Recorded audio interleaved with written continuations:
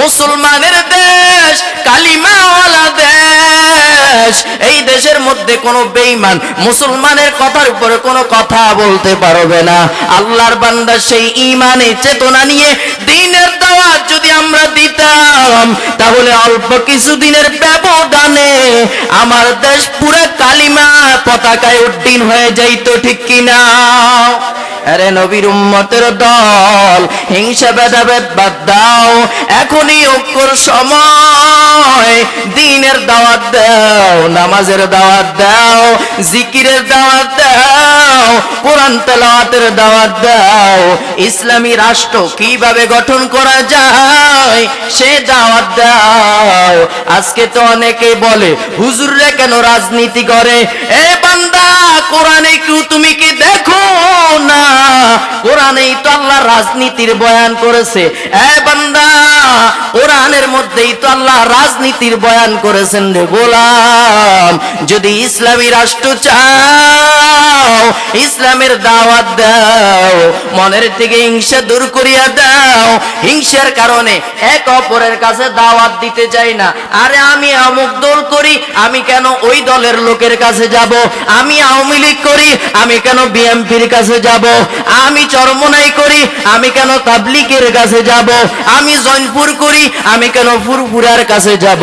এই হিংসায় ভেদাভেদ, যতদিন এই হিংসা দূর হবে না রে মুসলমান, ততদিন পর্যন্ত এই দেশ ইসলামী রাষ্ট্র হবে না, হবে না।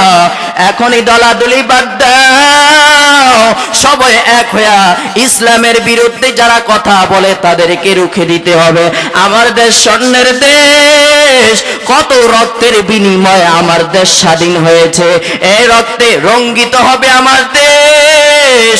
এই বান্দা, আমার দেশ হবে কালিমাওয়ালাতে। নবী যখন দুনিয়ায় আসলেন, ওই যুগের নাম হলো আইয়ামে জাহিলিয়াতের যুগ, অন্ধকার। নবী আয়েশা দেখতেছেন মানুষগুলা এমন খারাপ, রাস্তাঘাটে একে অপরের সাথে মিলামিশা করতেছে, কোনো পর্দার ব্যবস্থা নাই, সবাই একে একে করে গুনার কাজের মধ্যে লিপ্ত হয়ে যায়। আল্লাহর নবী এমন সময় দুনিয়ার মধ্যে আল্লাহর রাসূলকে পাঠাইলেন। আমার নবী দুনিয়ার মধ্যে আইসা আমার নবী দ্বীনের দাওয়াত দেয়। এই উম্মতের দল, মূর্তি পূজা ছেড়ে দাও।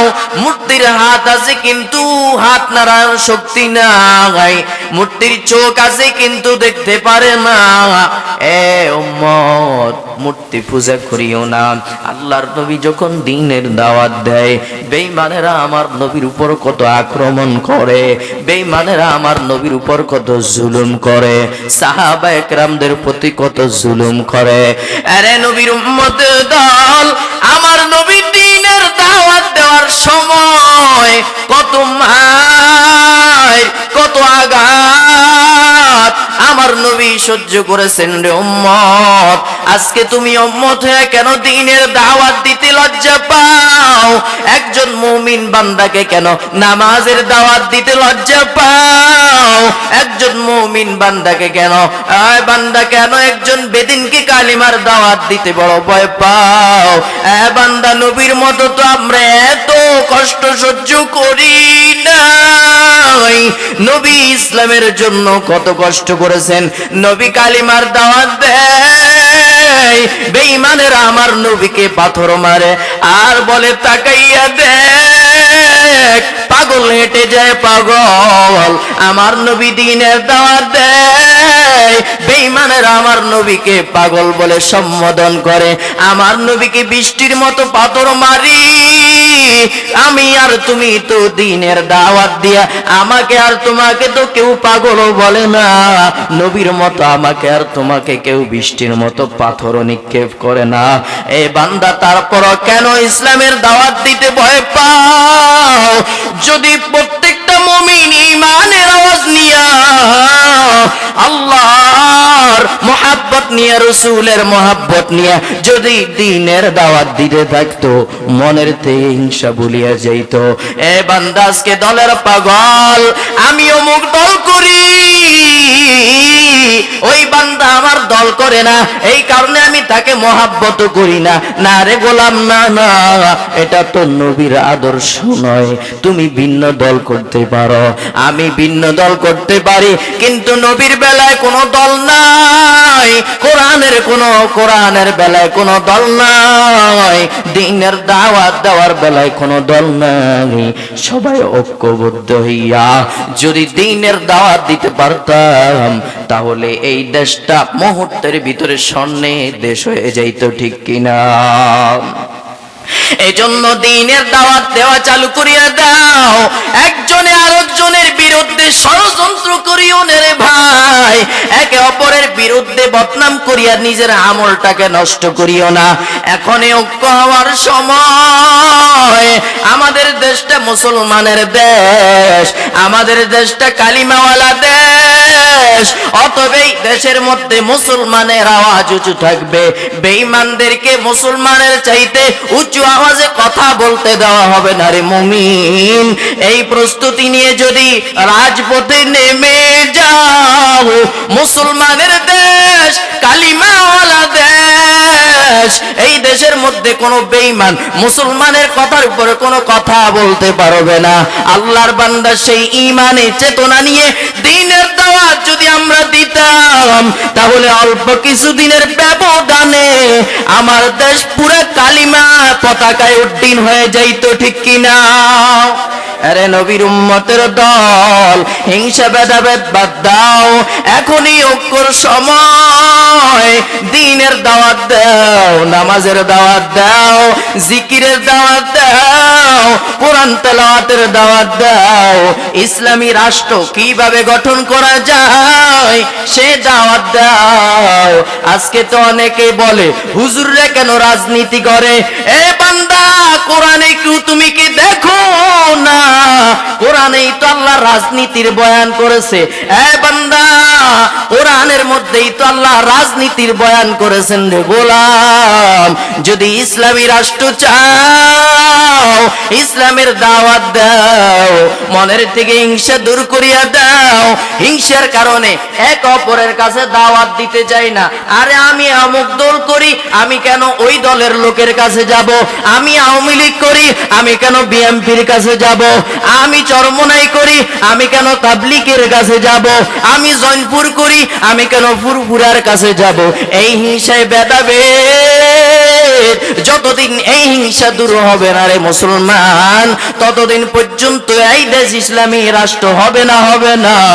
এখনই দলাদলি বাদ দাও, সবাই এক হইয়া ইসলামের বিরুদ্ধে যারা কথা বলে তাদেরকে রুখে দিতে হবে। আমার দেশ স্বর্ণের দেশ, কত রক্তের বিনিময়ে আমার দেশ স্বাধীন হয়েছে। এই রক্তে রঙ্গিত হবে আমার দেশ। এ বান্দা, আমার দেশ হবে কালিমাওয়ালা দেশ, আমার দেশ হবে ঈমানওয়ালা দেশ, আমার দেশ হবে মুসলমানের দেশ। মুসলমান হইয়া বিধর্মীদের কাজ আমাদের মধ্যে যেন না থাকে। এই ভেদাভেদ বাদ দাও, হিংসা বাদ দাও, দলাদলি বাদ দাও। কে আওয়ামী লীগ করে, কে বিএনপি করে, কে জাসদ করে, কে তাবলীগ করে, কে চরমনাই করে, সব ভেদাভেদ বাদ দাও, এই হিংসা বাদ দাও। একে অপরের কাছে যাও, দ্বীনের দাওয়াত গুলা প্রচার করো, দ্বীনের দাওয়াত গুলা প্রচার করো। দেশটা যদি সোনার দেশ হয়, আমরা মুসলমানরা শান্তিতে ইসলামের কথা বলতে পারবো। আর যদি দেশটা যদি ঈমানদার না হয়, কালিমার দাওয়াত যদি না দাও, দেশটা যদি মুসলমানি রাষ্ট্র হিসাবে না হয়, মুসলমান ভারতের মতো মায়ের খাইতে হবে, আমেরিকার মতো মায়ের খাইতে হবে রে মুমিন। মুসলমানের ঈমান তো মজবুত থাকবে রে বাবা। নবী দিনের দাওয়াত দিতে গিয়ে কত মাইর খাইছে, কত গালি শুনেছে। তুমি তো একটা গালি শুনিয়া পিছপা হয়ে যাও না, আমাকে একটা গালি দিয়েছে, আমি আর এই কাজের মধ্যে যাব না। না না না, এই চিন্তা করলে তো দিনের দাওয়াত দেওয়া সম্ভব নয় বান্দা। হ্যাঁ, চলার পথে, হকের পথে চলতে গেলে সবাই তোমাকে মহাব্বত করবে না, কিছু বিরুদ্ধ থাকবেই। নবীর বিরুদ্ধে আবু জাহেল ছিল, বান্দা মুসা নবীর বিরুদ্ধে, মুসা নবীর বিরুদ্ধে ফেরাউন ছিল। এইভাবে নবীর উম্মত শত্রু থাকবেই, এটাই স্বাভাবিক। গালি শুনতে হবে, মায়ের খাইতে হবে, তারপর দিনের দাওয়াত দেওয়া বন্ধ হবে না রে মুমিন। একজনের রক্ত দেখিয়া আরেকজনে ভয়ে থরথর করলে হবে না। একজনের রক্ত দেখিয়া নিজের রক্তটাও গরম করতে হবে। ঈমানের চেতনা নিয়ে যদি দাওয়াত দাও, মুসলমান সবাই যদি এক হয়ে যাও, দেশটা শূন্যের দেশ হয়ে যাবে। আমরা উঁচুভাবে ইসলামের কথা বলতে পারবো, কোরআনের কথা বলতে পারবো, আমাদেরকে কোনো বেঈমান আঘাত করার শক্তি পাবে না, ঠিক কিনা? আমার দেশ মুসলমানের দেশ। আরে নবীর উম্মত, নবী ইসলামের দাওয়াত দিতে গিয়ে কত কষ্ট, কত মার। নবী যখন কালিমার দাওয়াত দেয়, কাফের বেঈমানেরা আমার নবীর উপর আঘাত, সাহাবায়ে কেরামদের গায়ের উপর আঘাত। সাহাবায়ে কেরাম ভয়, রাতের বেলা ঘুমাইতে পারে না, কখন জানি শত্রুদের হামলার মামলা এসে যায়। আমার নবী রাত বরবর আল্লাহর কাছে দোয়া করে, মালিক তুমি এদেরকে হেদায়েত দিয়া দাও, যাতে করে আমি দ্বীনের দাওয়াত গুলা সুন্দরভাবে দিতে পারি। আমার নবী যখন দ্বীনের দাওয়াত দেয়, আমার নবীকে সান্ত্বনা দেওয়ার জন্য দুইজন ব্যক্তি ছিল। এক নম্বর ঘরের বাহিরে ছিল চাচা আবু তালিব, দুই নম্বর ঘরের মধ্যে ছিল নবীর স্ত্রী খাদিজাতুল কুবরা। আমার নবী যখন দ্বীনের দাওয়াত দেয়, নবুয়তের 11 বছরের কিছু ব্যবধানে দুইজন ব্যক্তিকে নবী হারায়। আমার নবী আবু তালিবকেও হারায়, আমার নবী খাদিজাকেও হারায়। বেঈমানের এখন সাহস পেয়ে গেছে, আবু তালিবও চলে গেছে, খাদিজাতুল কুবরাও চলে গেছে। এখন মুহাম্মদকে হত্যা করে ফেলতে পারবো, এখন মুহাম্মদকে ধ্বংস করতে পারবো। তারা এই চক্র নিয়ে সামনে আগায়। আমার নবী বারাক্রান্ত মন নিয়ে তায়েফের বাসী যায় দ্বীনের দাওয়াত দেওয়ার জন্য। তায়েফবাসী আমার নবীকে না চিনিয়া কত আঘাত করেছে রে উম্মত। আমার নবী কষ্ট সহ্য করতে পারে না, তায়েফবাসীরা আমার নবীর দাওয়াত গ্রহণ করে নাই। আমার নবী পিরিয়া চোখের পানি ফালায়া কাঁদিন, নবীর মনে বড় ব্যথা। আবু তালিবকে হারাইলাম, খাদিজাতুল কুবরাকেও হারাইলাম। তায়েফের ময়দানে বড় আশা নিয়ে গেলাম, তারাও আমাকে পাগল পাগল বলিয়া পার করে দিল, পাথর আঘাত করলো। আমার নবী কষ্ট আমার আল্লাহ তো সহ্য করতে পারেন না। আমার আল্লাহ ডাক দিয়ে কয়, নবী আপনার কষ্টে তো আমি আল্লাহ সহ্য করতে পারি না। আসেন আসেন আমার সাথে একটু দিদার নিয়ে যান, দেখেন আমার আরশে আজিম কত সুন্দর। আমার আল্লাহ আমার নবীকে সান্ত্বনার বাণী শোনানোর জন্য আমার আল্লাহ নবীকে মেয়ারাজ করাইলেন। আমার নবী চাচাতো বোন উম্মে হানির ঘরের মধ্যে ঘুমাইতেছে।